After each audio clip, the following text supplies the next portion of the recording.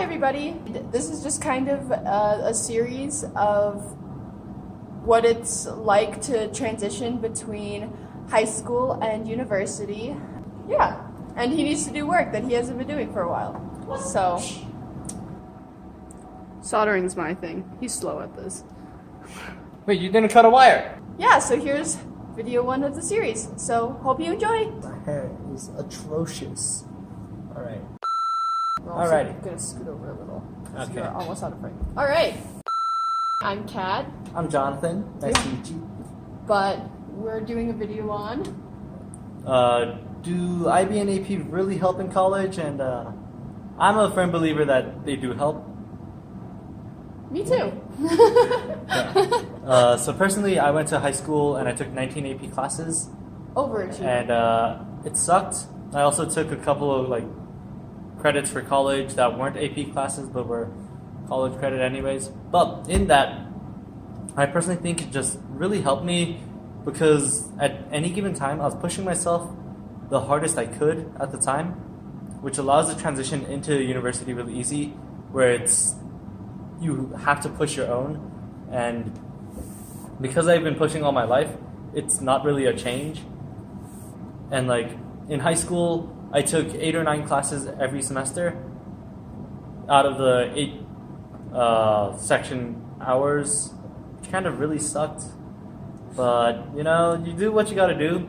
And in that, I personally think I got the most out of high school academically. I have a very wide background on a lot of things. I took almost all of the social studies. I didn't take AP Euro and AP Gov. I took AP Spanish Lit, AP Spanish Lang. Those kind of suck. I personally don't think they really helped me, but they're fun classes. Yeah, I totally agree too. I was more on the IB track. He was AP, obviously. I did both IB and AP, which a lot of time from what I've seen is pretty unheard of. So for me, I was constantly pushing myself as well. I was taking 2 math classes during one year, I guess, and I was taking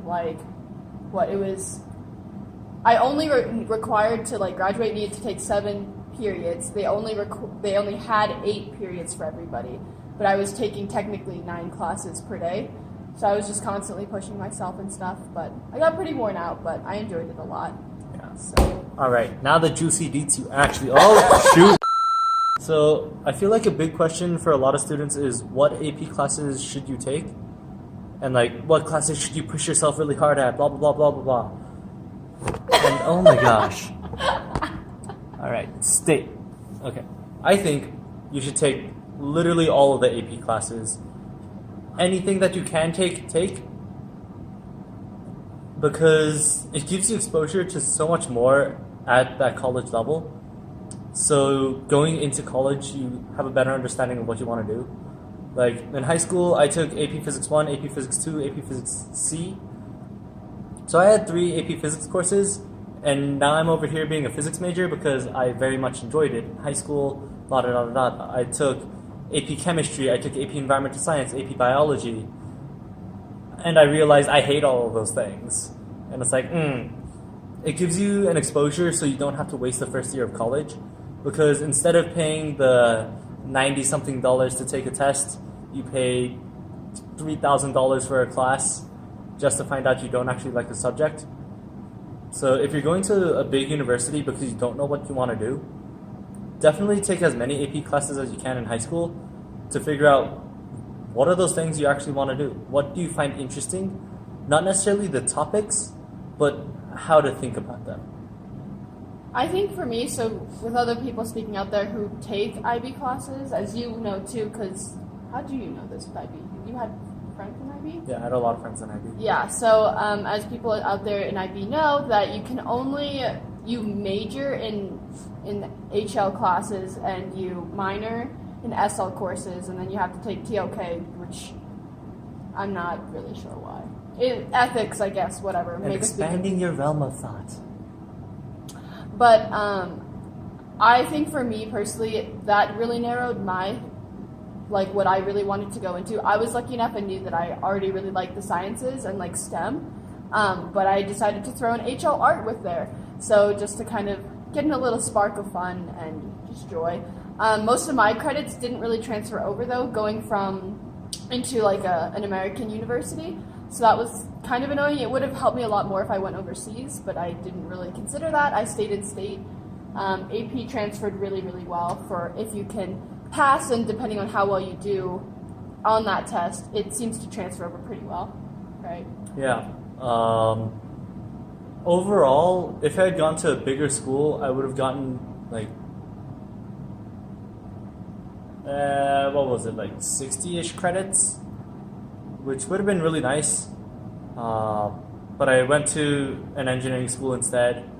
Because of that, a lot of my credits didn't transfer. They're just like, oh yeah, these are fluff classes. So a lot of my things didn't transfer, but it gave me exposure and it gives me insight in how to think like not a scientist, which is really nice. Like I can look at a book and be like, I can read that because I'm not illiterate. Yeah, I think that's one really nice thing specifically about IB is they force you to be well-rounded, whereas like AP you can choose to be well-rounded like this boy, or you can choose to not be. So I was forced to be well-rounded, so I can sometimes read too. So yeah, most of my credits transferred over to be like free elective credits, which in the end don't really matter for me, just because I might want a minor, so I have to take free electives that go towards the minor anyway. But if I choose not to minor in anything, maybe it'll help. So, yeah. Yeah. And personally, my like biggest takeaway from taking AP classes is they're not actually harder than any other classes. The content, you go through content faster, but in high school, I personally think you can learn faster than when you're in college because you don't have nearly as many distractions as important as anything may seem. Like, it helps you time manage with that safety net of high school, because dropping a class in high school is like, oh, you dropped a class. But dropping a class in college sticks on your transcript and people see that for any time you apply for a job. And that seems like it's going to suck, but I don't really know yet because I haven't applied for jobs. But yeah, I think overall it just helped us strengthen ourselves back in high school, like kind of what he said. I learned how to study. I think that was my biggest thing because I didn't get a lot of credit from IB, or as much as I wish I kind of did. But it taught me how to study, how to really push myself, and how to just keep going. So that was really, really nice. And then that way, first year was still kind of hard, but while other students really, really struggled on not knowing, like, oh, I have to feed myself and study, what do I do? It was more like, yeah, I can figure that out a little bit easier. And then one last thing, because we do go to a major specific school that's just engineering kind of thing, I found that many people who just took like simply Calc AB for AP credit, that's what I ended up taking, and they passed the test and they tried to move straight into Calc 2 here at university, they struggled a lot because AB doesn't like go far enough deep into it as much as the university level does. So those who skipped it kind of felt thrown into Calc 2 and like they were missing a lot of the essential details. But if you take as many as he did, then you're fine. Yeah. On that same train of thought, if you take a course at the AP level and you want to major in something that's related to that, I'd recommend taking the introductory level courses at that college anyways, because you'll have that firm background. Let's say, personally, I took Physics 1 and Physics 2 in high school. Having that firm background of physics would have allowed me to go into college and have the majority of the class covered, and then just learn these little new things, these nuances that may not have been covered in high school. That really gives you an edge, and it makes your first semester or even your first year a lot easier than other people's. So if you can, go for it, and then some of it will stick, but some is more than none. I had a friend, my roommate actually, back in first year, she decided to retake a lot of her classes, and she ended up regretting it though, so it all depends on like what kind of person you are. She's the type of person that really liked to be pushed, so when she was stuck back in like Bio 1, she was really bored and just kept complaining, and she really hated her first year, but because the first year for her was super duper easy because it was all retakes, by the time sophomore year hit, like, she really got hit by a truck of what everyone else dealt with freshman year. Yeah. So it's all a transition. It's all what you choose to do. But that's another heads up. Definitely don't take all retake classes because that will screw you over. Yeah, If you take like 1 or 2, great. Have nice buffer to your GPA. Yeah, she really struggled with the big transition for her. So, yeah, I think. All our points covered. Yeah. Hey yo, go to college. Yeah, and don't forget to subscribe. Okay.